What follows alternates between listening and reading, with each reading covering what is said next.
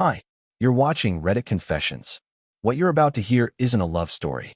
It's the kind of slow-motion accident that you don't realize you're in until the glass has already shattered, until you're sitting there, bleeding emotionally, and everyone around you is pretending they didn't see it happen. Let me tell you how I became annoying to the woman who once swore she couldn't fall asleep without hearing my heartbeat. It started with a couch. Not a fight. Not an affair. Just a couch.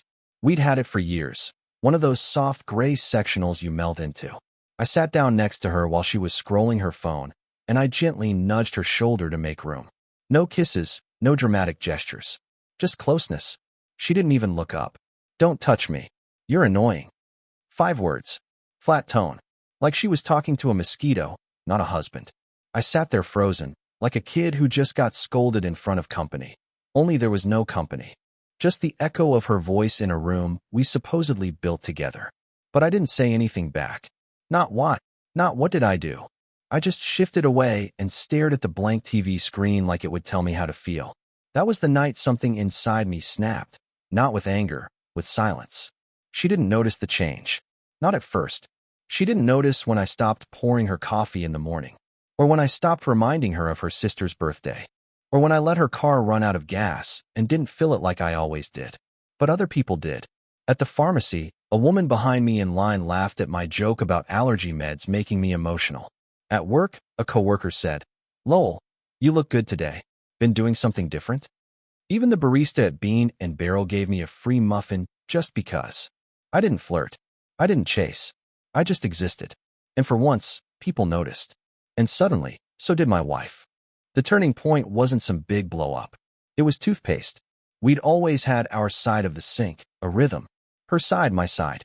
Same brand of toothpaste. 2 towels, same hooks. One morning, I noticed a third toothbrush. At first, I told myself it was nothing. Maybe she bought a backup. Maybe she switched brands. But it was new. And it wasn't in the travel drawer.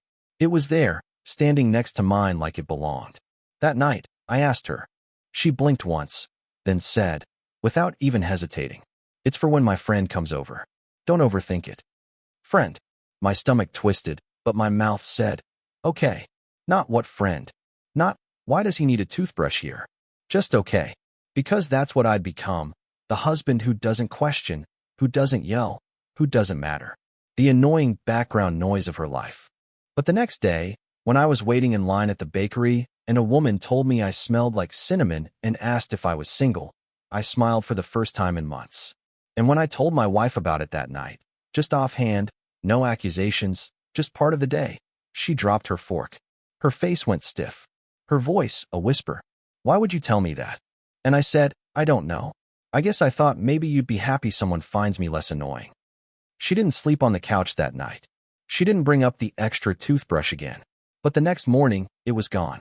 And something else took its place. Her attention. But it didn't feel like love. It felt like surveillance. She didn't want me to be hers. She just didn't want me to be anyone else's. And that, Reddit, is how everything really began. Something changed after that night with the cinnamon comment. Clara didn't say anything about it again, but I could feel the static in the room like the moment before a storm. She didn't bring back the extra toothbrush. She didn't ask who the woman was. She didn't accuse me of anything. Instead, she started waking up when I did, like she suddenly cared about our schedules syncing. She asked if I wanted eggs. She asked if I needed laundry done, things she hadn't offered in years. At first, I thought maybe this was the spark. Maybe this was her realizing what we were about to lose. But then I noticed something deeper, colder, and a lot more confusing. This wasn't affection. It was a possession check. If I came home 10 minutes late, she'd casually ask where I'd been. If I texted a coworker back during dinner, she'd lean over just a little too far. One night, I caught her picking up my phone after I went to shower. Not even pretending to hide it. Just holding it like she had every right. When I walked in and she saw me standing there, she gave me this strange, bitter smile and said, "You're really not cheating, are you? That's almost sad." I didn't even respond. I just took the phone and left the room. Here's what hit me in that moment. She wanted me to cheat. Not because she wanted out, but because it would let her feel like the victim. Like my decline, our decline, was something she could blame on me. But I wasn't going to give her that.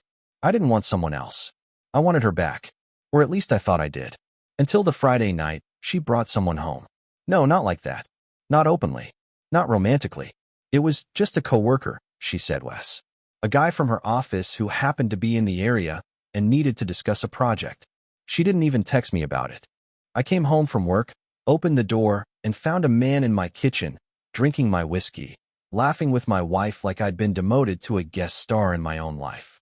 Wes was tall, clean-cut, way too confident for a drop-by. And Clara? She was glowing. I hadn't seen that light in her eyes since before our last anniversary, and it sure as hell hadn't been directed at me. I shook his hand. I smiled. I died a little inside. They talked for another hour, mostly ignoring me. At one point I tried to join in, made a joke, and Clara didn't even laugh. She winced, like I was embarrassing her. Wes gave me a pity chuckle, which made it worse. I felt invisible. Worse than invisible. I felt extra, like a third wheel in my own home. When he finally left, Clara didn't even look at me. She just asked if I'd take the trash out. I stood there for a moment, trying to swallow the lump in my throat. I asked her quietly, "Are you trying to make me feel small?" She looked up from her phone and said, without flinching, "You don't need my help for that." I nodded, took out the trash, didn't cry until I got back inside, and the door clicked shut behind me. But here's the thing. Pain has a weird way of sharpening your vision. Once you've been humiliated enough, your body doesn't panic anymore. It calculates. And that's when I realized I didn't need to defend myself.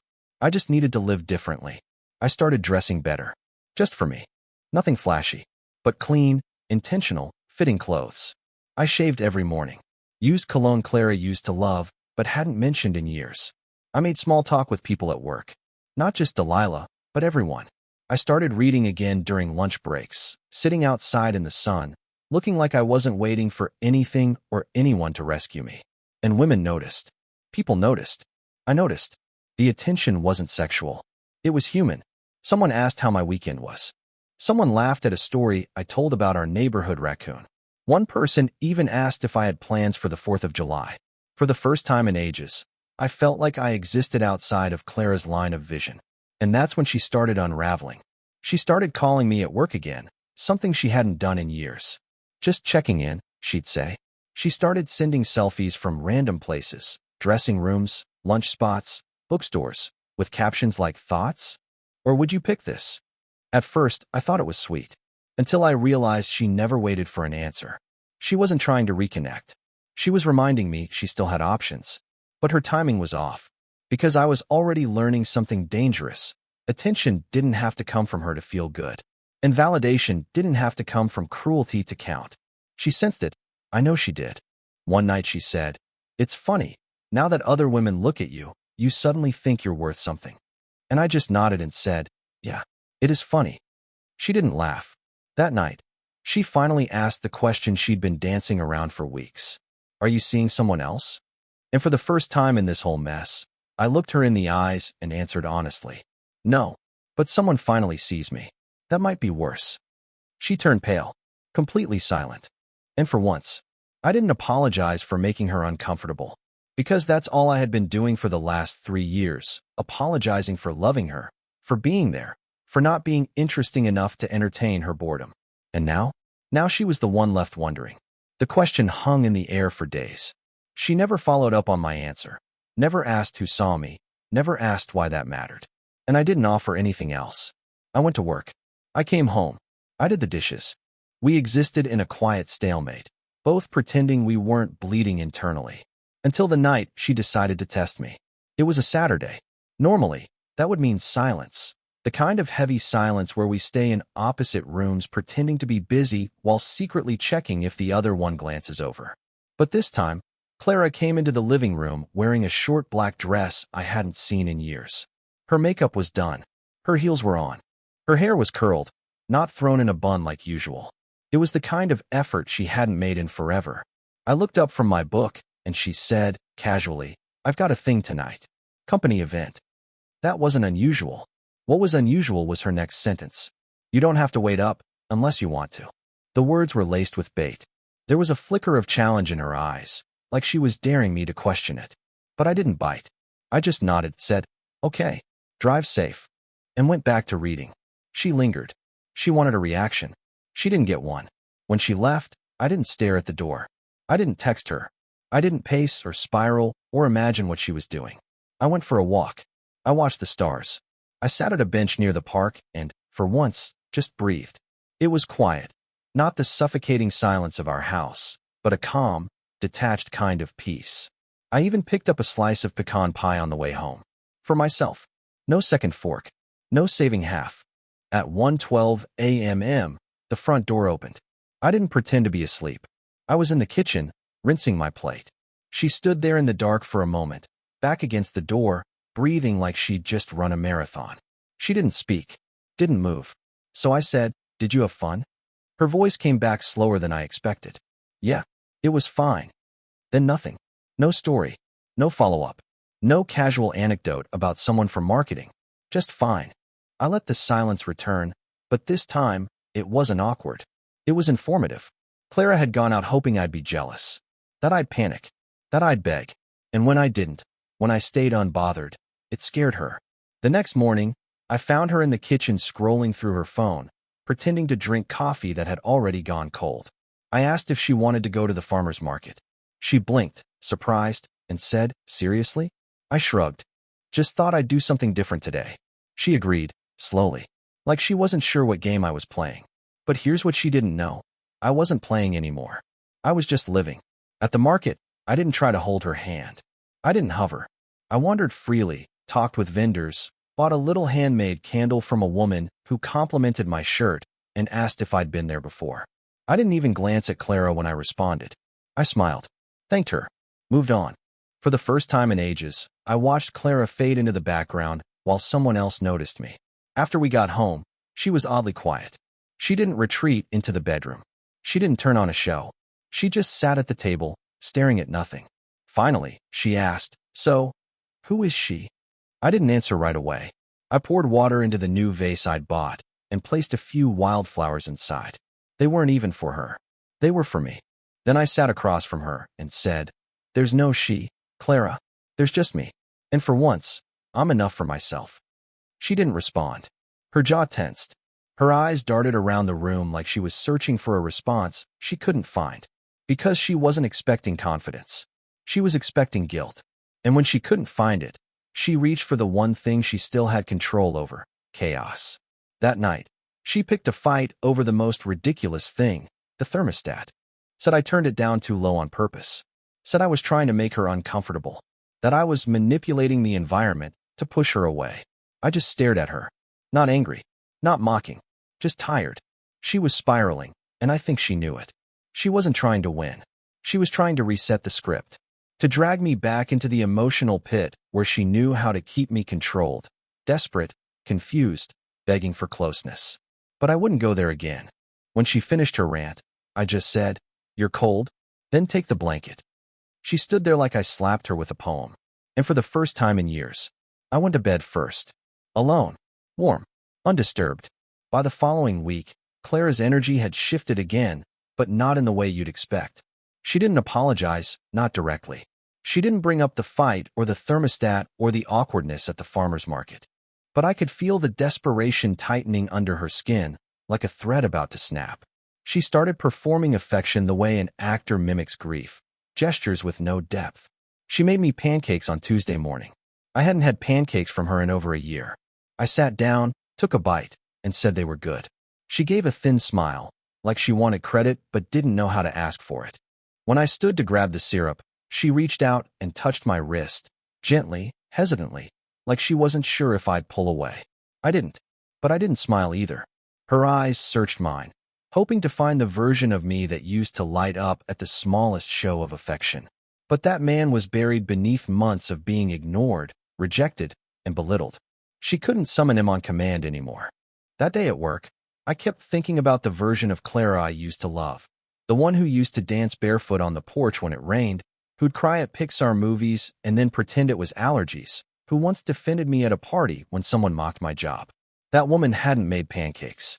That woman had loved me. This new version? She was doing damage control. She was trying to fix a reputation, not a relationship. The next major shift came with the invitation. It was a Thursday night, and she came into the room holding 2 envelopes. "We got invited to Gavin's engagement party," she said. Gavin was one of our old college friends. We hadn't seen him in years. Clara used to call him annoying. But now, she was suggesting we go. As a couple. I already RSVP'd, she added, almost too quickly. I figured it might be nice. I raised an eyebrow. You mean nice for you? Or for us? She paused, choosing her words like stepping through a minefield. For both. I think we should. I don't know. Try showing up together again. I nodded slowly. All right. Let's go. She looked almost shocked that I agreed. But I think she realized too late that I wasn't going for her. I was going to see what would happen when we were in a room full of people who remembered who we used to be. The party was the following weekend. Clara wore a long red dress I hadn't seen in years. She looked stunning, and she knew it. I complimented her, politely. Not overly. Just honest. You look nice. She paused at that, probably expecting more. But I wasn't performing anymore. I was observing. At the venue, we mingled. Gavin hugged us both. Old friends smiled and asked where we'd been. Clara turned on her social mode. Witty, magnetic, elegant.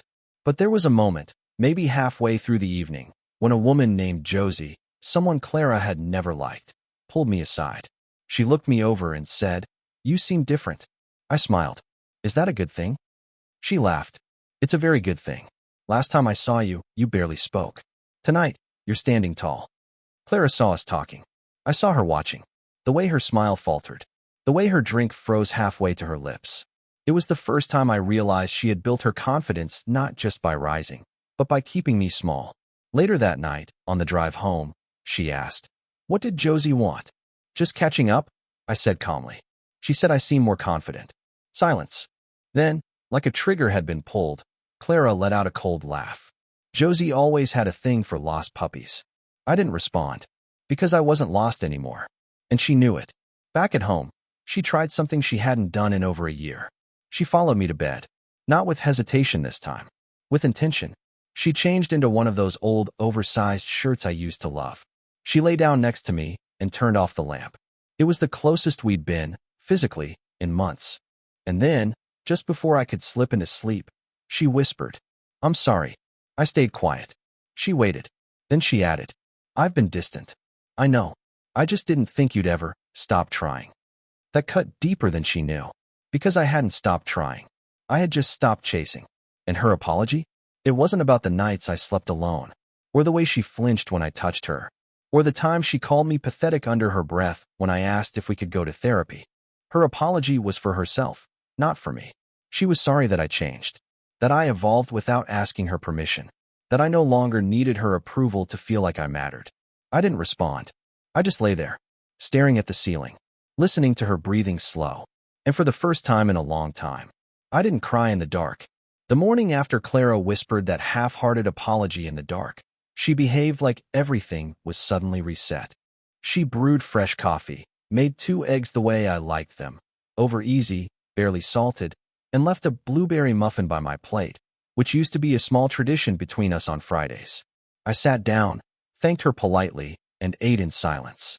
She kept glancing up from her cup, trying to read my expression. When I didn't give her anything, she began fishing. "So," she said lightly, "how's work?" "Same as always. Delilah's still giving you those almond scones?" There it was, the name she hadn't said in weeks. She tried to make it sound casual, like she didn't care. But her grip on the coffee mug betrayed her. It was subtle, but I caught it. The way her fingers tensed, how her thumb tapped the handle like a metronome of suppressed anxiety. "She changed apartments," I replied. "I barely see her." Clara nodded too quickly. "Oh." She said nothing more, but her shoulders eased just a bit, and her appetite returned. That's when I knew. She wasn't asking about Delilah. She was measuring the threat level, and she was beginning to believe she had won. That illusion didn't last long. 2 days later, Clara found a message. Not because I left it out, but because she looked for it. I'd been using my laptop on the back porch while she was in the shower. I stepped away to take a call from my brother, left the screen open by mistake.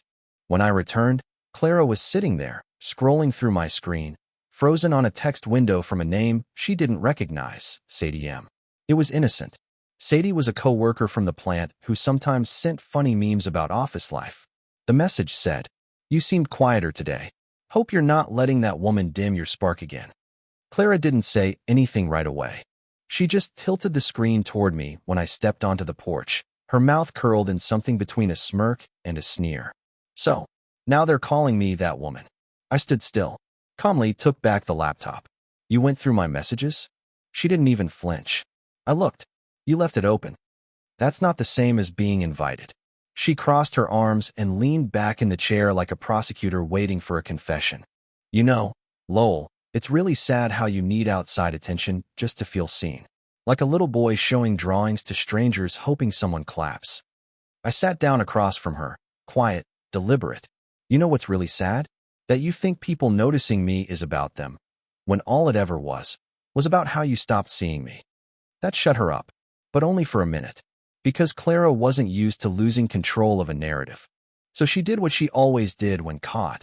She pivoted, made herself the victim. I've been trying, she said, voice sharp. You think pancakes and apologies are easy after everything? You want me to grovel for months while you flirt with women at work and pretend to be some new, exciting man? I laughed under my breath, not to mock her, but because the absurdity finally broke through. You didn't try, Clara. You performed.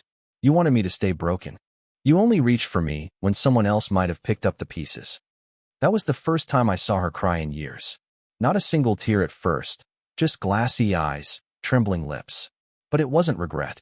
It was rage dressed in sadness. She was furious that I didn't fall apart when she stopped loving me. Furious that I had the audacity to survive her neglect. The next morning, I found a note. Not long. Just a folded slip of paper by the coffee machine. Staying with my sister. Need time to think. Please don't text. That was it. No love, Clara. No, we'll talk soon. Just distance. Again. Except this time, I didn't feel hollow. I didn't panic or pace or send a dozen follow-up texts asking if she was okay. I made my coffee. I watered the small basil plant on the windowsill. I opened the blinds and let the sun in. And for the first time since she called me annoying, the silence in the house felt like freedom, not punishment. Over the next few days, I started living like someone who had nothing left to prove. I returned to journaling, something I hadn't done since college. I started jogging in the mornings, mostly just to clear my head. I even grabbed coffee with Sadie one afternoon, just as friends.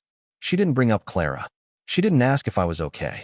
She just talked to me like I was a person, not a failure or a burden or an inconvenience. That night, I slept for 8 hours straight. It was the first full night of sleep I'd had in over a year. And that's when I knew I was healing. Not because I wanted revenge. Not because someone else made me feel attractive.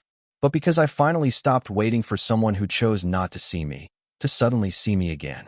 Clara was gone for 9 days. Not a word. No text. No call. Just silence. For a while, I thought maybe this was it. The quiet conclusion to years of emotional tug-of-war. I imagined she'd simply vanish into the narrative of her own making, claiming she tried, and I didn't rise to meet her halfway. But I wasn't hoping anymore. That was the difference. I wasn't praying for her to walk back through the door. I wasn't bargaining with fate or God or whatever force I used to beg in my head at 2 a.m. when she'd roll away from me in bed. I had finally stopped being her emotional hostage. And when I realized she hadn't even taken her things, when I noticed all her clothes, her favorite books, her old jewelry tray still in the bathroom, I understood something clearly. She hadn't left. She was waiting. Waiting for me to chase. To panic. To beg. But I didn't. Instead, I changed the locks. Not out of spite. Out of clarity. Out of necessity. I couldn't let her keep walking in and out like the place was hers while treating me like a squatter in my own home. She hadn't even asked if she could come back. She had taken time to think, and so had I. And what I realized was brutal. If she could go 9 days without me, maybe she didn't deserve 10. She returned on a Wednesday afternoon, exactly 2:47 p.m. I know because I was sitting on the couch with my laptop open, paying bills, when I heard the sound of keys fumbling at the door, then silence, then banging. I opened the door slowly. She stood there in jeans and a wrinkled sweatshirt, hair tied back, no makeup. She looked tired, but not like she hadn't slept. Like she hadn't won whatever game she thought she was playing. Her eyes scanned the doorway, and then me. You changed the locks. Yes. A pause. Why? I tilted my head slightly. You told me not to text. I assumed that meant you needed space. I gave it to you. She blinked. The confusion flickered behind her expression like faulty electricity. So you locked me out. I secured the home you abandoned. I replied. There's a difference. She stepped back like I'd slapped her. I didn't abandon anything. No. I gestured to the half-empty driveway. You left. You left me. You left your life. You didn't ask. You didn't explain. You just disappeared and expected the door to still be wide open when you changed your mind. Her hands clenched into fists, but she wasn't angry. She was exposed. She was unprepared. I thought you'd fight for me. I actually laughed, bitter and short. No, Clara. You thought I'd chase you. You wanted the satisfaction of being desired without the burden of being accountable. And then she broke. Her voice cracked. You really think I didn't try? You think I didn't see myself slipping away and hate it? I hated what I was becoming, Lowell. I didn't know how to stop it. I felt like I was drowning, and every time you looked at me with those sad eyes, it reminded me that I was the one holding the anchor. I didn't move. I didn't reach for her. For the first time in years, I let her speak without trying to fix anything. I felt ugly. Stuck. Not because of you, because of everything. My body, my job, the way the world looks at women past 30 like we're on clearance. And you kept loving me. Unconditionally. That made me feel worse. Because I didn't think I deserved it. I exhaled slowly. My chest hurt from the weight of what I'd just heard. And instead of talking to me, I said softly, You punished me for loving you. She looked up, eyes wet. I know. I stepped aside. Come in. That night, we didn't argue. We didn't cry. We didn't try to rush anything. We sat on opposite ends of the couch. She told me about a moment at her sister's house when she realized no one asked her how she was, only if I was okay. That's when it hit her. She'd spent so long resenting me for being steady that she forgot how much of her life was built on that steadiness. I told her about the note. The day I stopped waiting. The message from Sadie that she wasn't supposed to see, and how it opened my eyes to the fact that I still had value, even if she refused to acknowledge it. She didn't get defensive. For once, she just listened. Eventually, she said, I'm scared. Of what? That I broke something in you that won't come back. I thought about that for a long moment. Then I told her the truth. You didn't break it. You just made me realize it didn't belong to you in the first place. And she nodded, quietly, without denial. She didn't stay the night. She packed a few things, hugged me, really hugged me, and said she needed to rebuild herself before she could try rebuilding us. There was no promise, no guarantees, just the truth. And it was the first time in years that felt like enough. When she left, I didn't cry. I didn't ache. I just sat in the silence and let it settle around me. This time, it wasn't hollow. It was honest. It had been almost 3 weeks since Clara walked out of the house that second time. This time without slamming a door or making a dramatic scene. Just a quiet departure with a heavy kind of understanding between us. No shouting. No promises. No theatrics. Just truth. And silence. During those weeks, something unexpected happened. I stopped measuring the weight of each day by whether I heard from her. I didn't check her social media. I didn't ask mutual friends for updates. I didn't rehearse possible texts in my head. I just lived. I went to work. I finished painting the spare room I had started months ago. I visited my mother for the first time in forever. I ate meals on actual plates instead of leaning over the sink like a ghost of my old self. I didn't realize how long I'd been surviving in fragments until I finally started feeling whole again. And then, the message came. It was a Wednesday evening, just after 7 p.m. I had just stepped out of the shower when my phone lit up on the nightstand. One text. From Clara. Dinner? This Saturday. Neutral territory. Just talk. No expectations. I stared at the screen for a long time. Part of me wanted to ignore it. Not out of spite, but protection. I was finally breathing clean air, and inviting her back in, even temporarily, felt like opening a window during a storm. But curiosity has a way of threading through resolve. So I replied, Okay, send me the time and place. Saturday arrived faster than I expected. She chose a small restaurant downtown. Nothing fancy, just familiar.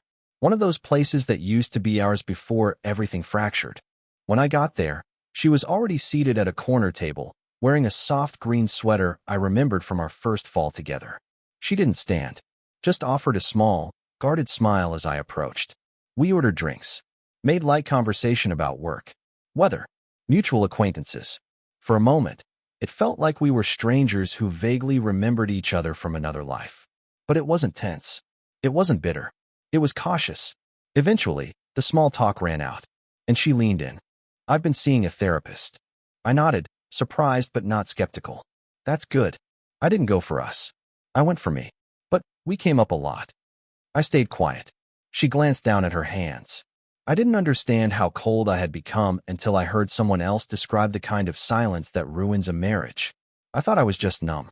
But it turns out, I was hiding. From you. From myself. From everything.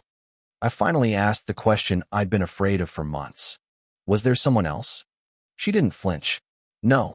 I thought about it once or twice. Not seriously. Just in those petty, broken moments when you want to be seen. But I couldn't even go through with the idea of it. Because I already knew what real love looked like. And I knew I was the one wasting it. That hit harder than I expected. Not because I needed the apology, but because it was real. No drama. No guilt trip. No manipulation. Just ownership. Then she said something I'll never forget. You didn't stop loving me. You stopped letting me hurt you. That's what changed everything. And she was right. It wasn't that I grew cold. It was that I finally stepped out of the role she cast me in, the ever-forgiving fool, the background character in her main storyline. I set my fork down, looked her in the eye. So what now? She hesitated, then said, I'm not here to win you back. I'm here to let you know I see the damage. And if there's any way, even the smallest, that you believe something can grow from what's left, I'd be willing to try. It was a strange thing, hearing her offer something gently, not demandingly. No ultimatums. No guilt. And for the first time in forever, I didn't feel cornered. I felt considered. We didn't decide anything that night. We didn't kiss. We didn't touch hands across the table. We paid the bill, walked outside, stood in the cold for a minute without saying much. Then she asked, would it be okay if I texted you sometime? Not about us. Just you. I nodded. Yeah, that would be okay. She smiled, small and honest. Then turned, walked to her car, and drove off into the night. That drive home felt lighter than I expected. Not because we were fixed, not even close, but because something shifted. For the first time in years, I wasn't holding the weight of two people's emotions by myself. She had picked up her side. And even if we never rebuilt what we had, it felt like the first brick was finally laid on something new. Not a return. A beginning. 3 months passed since that dinner. Not much changed on the surface. Clara and I texted sometimes. A few casual lunches. A shared laugh now and then. But there were no labels, no pressure, no expectations. For the first time in our long, tangled relationship, we gave each other the rarest gift two people can offer: space with respect. At first, I didn't know how to feel about that. There was a part of me, the old, bruised part, that wanted the fairy tale redemption, the grand gesture, the come-running-back moment where everything fell into place. But what I got was something deeper, something real. I got peace. Not just the peace of silence, but the peace of self-worth. I stopped defining myself by Clara's mood, her attention, her touch. I started reading again. I traveled. Nothing fancy, just a weekend road trip up the coast with no destination. I had long talks with people I used to ignore. I joined a book group. I started sleeping better. And I smiled a lot. Clara noticed. The next time we met, another quiet lunch, no pressure. She looked at me across the table, a soft expression on her face, and said, "You're not who you were. I think I love that version. But I like this one." That hit me harder than all her apologies combined. Because love, without respect, without liking the person, it's not enough. I smiled. Thanks. I like him too. We didn't get back together in some dramatic reconciliation. There was no diamond ring, no candlelit renewal of vows, no slow dance in the kitchen. But we did walk forward, together, sometimes, and apart when needed. And every step was honest. Eventually, Clara sold the apartment she'd been renting and moved into a little place near a park. She invited me to see it once. It was clean, cozy, minimal. A bookshelf with titles she was proud of. A photo of us, from the early days, tucked into a side frame, not centered, but not hidden either. I kept it, she said, noticing my eyes on it. I nodded. That version of us deserved to be remembered. She smiled. Maybe a new version deserves a chance. I didn't answer. I didn't have to. We both knew we weren't rewriting the past. We were respecting it and choosing what to bring into the future. So no, this isn't a story about winning someone back. It's about something rarer. Letting go of who you used to be, so you can become someone you actually like waking up as. I didn't save my marriage. I saved myself. And strangely, that might have saved something far more valuable between us. The ability to care for one another without conditions, control, or regret. Thanks for watching Reddit Confessions. If you've ever had to walk away just to find your own worth, or been in a relationship where silence spoke louder than words, drop your story in the comments. What moment finally made you choose peace? We read everything, and your experience might help someone else realize they're not alone. Until next time, stay honest, stay strong, and keep confessing.